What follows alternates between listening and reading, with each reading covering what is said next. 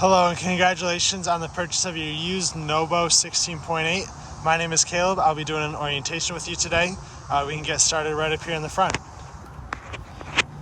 So right here you have your power tongue jack. This on-off switch here is going to turn this light on and off for you there.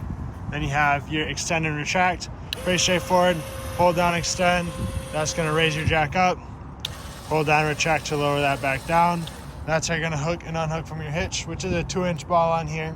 If this were to fail for any reason, you can remove this rubber cap here. And right down there at the bottom of that is a nut you can turn. There's a tool in the compartment for that, so you can manually run that up and down so you don't get stuck on your truck or being unable to hook up to your truck. Behind that, you have your propane tank. This cover is fastened down or held on by a nut in the back, and then you can open this cover on top and reach down to open and close your tank. And your regulator is located right back here. Have your battery boxes there in the back. This little spot on the side here can hold your 7-way plug for storage. Stabilizer jack on either side. That's just going to be a 3/4 inch socket that you use for that. To run those up and down. Those are used for stabilization only, not for leveling. So you'll get your trailer leveled out front to back using the tongue jack, and raise or lower that as you need, and side to side by putting blocks or boards underneath your tires. So you just park the trailer on those blocks or boards to level it out side to side. Then you can run your stabilizing jacks down. You do also have 2 in the back, and those will just help to keep your trailer from rocking, minimize that, give you a lot more comfortable experience when you're camping. Right here you have your water heater. This is gas and electric water heater. Down here in the corner you have an on-off switch. That's for the electric portion of your water heater, and inside will be the switch to turn it on gas. For the electric portion, you do need to be hooked into shore power for that. But for gas, you'll just need your propane turned on. You have your anode rod here. This is going to go into your drain at the bottom. Tighten that down. That's a 1 1/16 inch socket. That goes right into the drain there. Over time, that anode rod is going to corrode because this water heater has a steel tank. They use the anode rod so that the tank doesn't corrode. The anode rod corrodes. So you'll have to replace that every 2 or 3 years. That's just regular maintenance though, and they're pretty inexpensive. You have your freshwater tank fill right here. So if you're rustic camping, you'll fill your freshwater tank. And then inside you'll turn your water pump on, and that's how you have water. If you're full hookup camping, you'll hook up to your city water connection. Hose just threads into there. You'll turn your water on and leave it running. With the city water connection, I do recommend that you use a water pressure regulator and or a 90-degree elbow so that you don't run your hose up here and have it kink. If you run your hose up to a 90, it's just going to be hanging straight down. And below that, these red and white lines here, that's your low point drains. When you open those up, that drains all the water out of your lines. That's used mainly for winterizing. And behind that, you see that white cap there, that is the drain for your freshwater tank. Right here is the drain cap for that. In the back here, you have your sewer drains. So your tanks here are labeled for you, black and gray. Black is going to be for the sewer, gray is going to be for the kitchen and for the bathroom, sink, and shower. When you're draining these, hook your sewer hose up first, put it in the drain and everything. Then you'll pull your black handle, let that tank drain out. Once that's empty, pull your gray, and that gray dirty sink and shower water will help to rinse the black toilet water out of your hose. When you're all set with that, close up your valves under your sewer hose, and you're going to want to pick it up and kind of get any excess into the drain, and then you can put your cap on, and you can store your sewer hose right here in the bumper. These caps pull off, and you put your hose right in there. There's a cap on either side of that. Right here is your black tank flush. That's going to be used when you are draining your black tank. It's basically like an upside down sprinkler that goes into your black tank. You hook a hose up to it, and it just sprays around in there, helps clean off your sensors and get rid of any gunk that's left in there. And when you use that, you do want to be sure that your black tank handle is open and that you have your sewer hose hooked up. Otherwise it'll backfill your tank and go up into your toilet and flood your trailer, which you do not want. Next to that, you have input for cable and satellite. So if you are staying at a campground that has cable hookup, or if you have a satellite dish, that's where you hook that up to. Below that is your 30 amp power cord, or 30 amp power hookup. I do recommend you use a surge guard for that as well, either one that plugs in line with the cord or that gets hardwired to the unit. And you have your outdoor shower up here. This is going to be hot and cold water with the shower head that you can move around. On the back of the unit, you have your ladder to get up onto the roof. Your roof is fully walkable, so you can get up there and do your maintenance up there. Make sure you keep that roof clean and conditioned.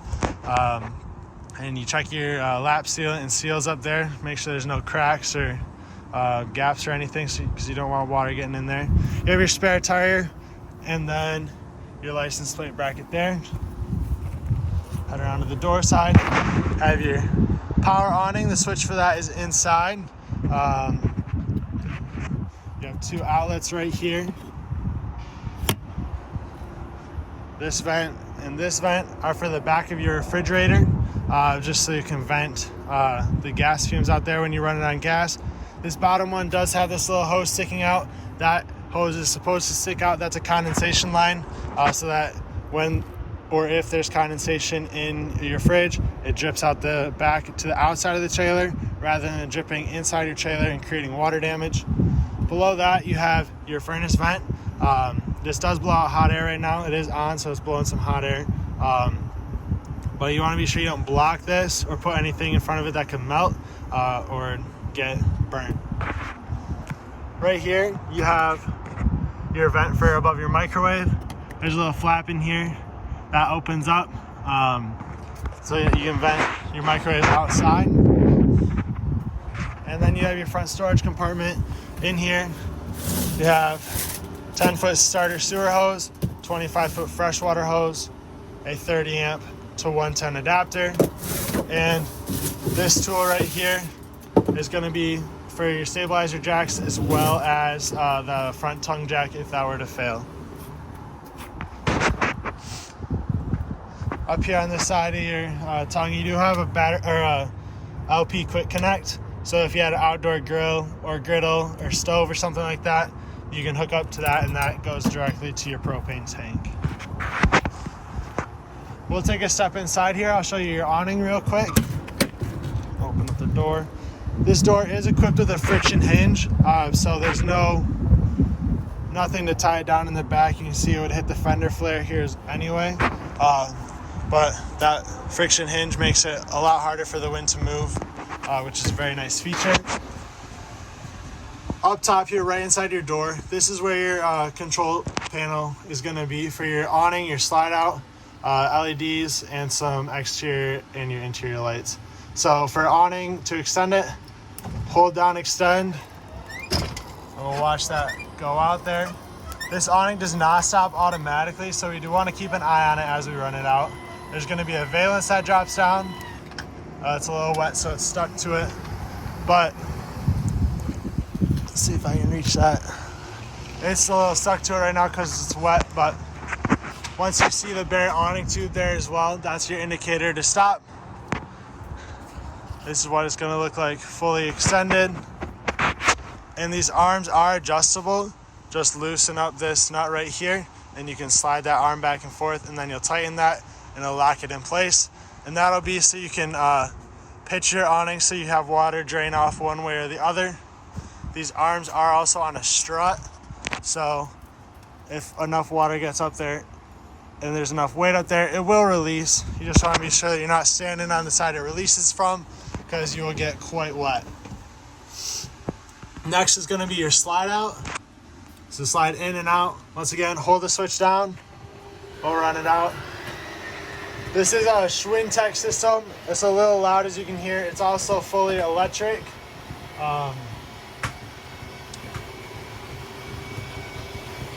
We'll run it out here. and it's going to stop once it gets all the way out. It's going to do the same thing when you run it in. Awning LED. That awning strip is going to be in the tube. So run that out just a little further. You can see that LED is on. Then you have a porch light here. This switch is a two-way switch. Your porch light, if we can see it here, it's either white or you can have it as an amber light. And then your interior lights, it's going to be all your ceiling lights, which do also have a push button in the center, so you can turn those on and off. You're going to see a couple other lights that aren't tied to the switch like that, located throughout the trailer. But now with it opened up, we can kind of get a good look at everything. We'll start back here. Down at the bottom, you have your breakers and your fuses. Everything is labeled for you right here on the door. So if you find that something's not working, that's going to be kind of your first place to check. Make sure a fuse isn't blown or a breaker's not tripped. Now head into the bathroom. This is where all your controls are for the water, as well as your light switch. This is your monitor panel here. You can check the levels of your battery, fresh tank, black tank, gray tank. As those fill up, this is going to light up corresponding to what level it's at. And then you have the switch for your water heater on gas in here. So make sure your propane's on, flip the switch, and it'll light. If it fails to light, this fault light will turn on. It turns on automatically once you turn the switch on. But once it goes through an ignition cycle, then it'll turn off. But you do want to be sure you don't dry fire that. You want to make sure that there's water in the tank when you light that. Otherwise, you'll burn out the heating element on it. Then you have the switch for your water pump. So when you're rustic camping, you have your fresh water tank filled. Turn your water pump on, and that's going to be what siphons the water from the tank and sends it throughout the trailer. Then you have heated holding tank system. So that's a heating pad that goes on your fresh tank, your gray tank, and your black tank. It's a 12-volt system. So turn it on if you're late season camping. It's a little colder. You don't want your tanks to freeze. Just flip those switches on, and that'll activate those heating pads and keep your tanks from freezing. For your toilet here, it's got a foot pedal flush. All the way down, opens up the flange in the bottom. You see that? Halfway down, we'll bring just water into the bowl. You can help rinse it out a little bit. You have your shower. Pretty straightforward. Hot and cold faucet. Same thing here. You have your JBL speaker that comes with the unit here. Nice little pill speaker for you. That is Bluetooth. So you can pair it up to your phone. You have your keys here on the faucet. These gray Bauer keys are going to be for your entry doors. These silver 751 keys are going to be for your compartment doors. Then you have your 2-burner stove here. With this, you do need a lighter for it. There's no ignition built into it. So you turn it to light. That's going to start sending propane to it. Light it with a lighter, and you'll be good there.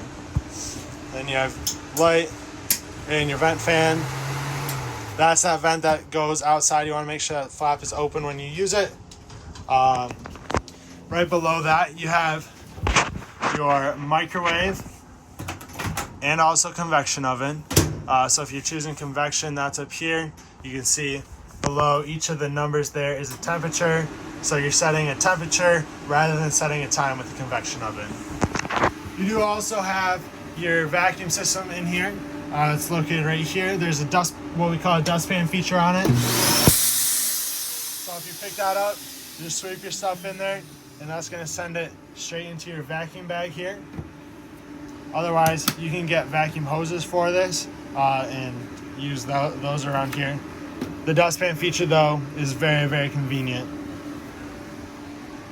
Then we have your refrigerator. It's gas and electric. Little tab on the side. So open it up. On-off switch there. It's going to light up when it's on. Push it in. Auto mode is going to be, it will automatically switch between gas and electric. It's going to prefer electric and look for that first. If it doesn't find that we're hooked up to shore power, it'll switch over to gas automatically. Just make sure your propane is on. If your propane is not on, or for some reason this fails to light, this check light will come on, and that'll indicate to you that, hey, my fridge is not working. Otherwise, you can push this and run it on gas only. Then you have your TV up here. This is a 12-volt TV. You can see it plugs into a 12-volt outlet up here. And right below that is your antenna booster. Turn that on, that red light comes on. That activates your antenna. If you're hooked up to cable or satellite though, you want to make sure that that is turned off. We have your standalone table there. You do have access to that storage in here. This goes, you can see through the outside. That goes to that compartment. That's your furnace right there making all that noise. You do have a resettable GFCI right here. It's got the reset switch in the middle. Then your sofa. It's a jackknife. Just pick up on the bottom, pick up and pull out. We'll lay that a little flatter there. And now you have a nice spare bed. Set it back up. Just do things kind of opposite order. It's a little tricky to do one-handed here, but yeah, and you'll just move these cup holder armrests out of the way. You have your exit windows up here as well. Pull up on these tabs. That releases the lock on both sides, and you push that window open so you can get out in case of emergency. Right here is your thermostat. On the left is your power and your mode button. So click that, it's gonna light up blue. So off, auto, you can click through your fan speeds. So you have auto, low and high. Then AC, furnace, back to off. And we'll keep the furnace running here because it's a little chilly out this morning. And then to change your temperature, it's gonna be up and down arrows there. Down below that, you do have your carbon monoxide detector. You do want to replace this every 10 years. This green light that's on here indicates that it's on. That yellow light does have a small draw on your battery, so if you don't disconnect your batteries when you're storing this, that will drain them slowly. But that looks like everything for the inside of your unit. I want to thank you for purchasing from Terrytown. We appreciate your business and congratulations.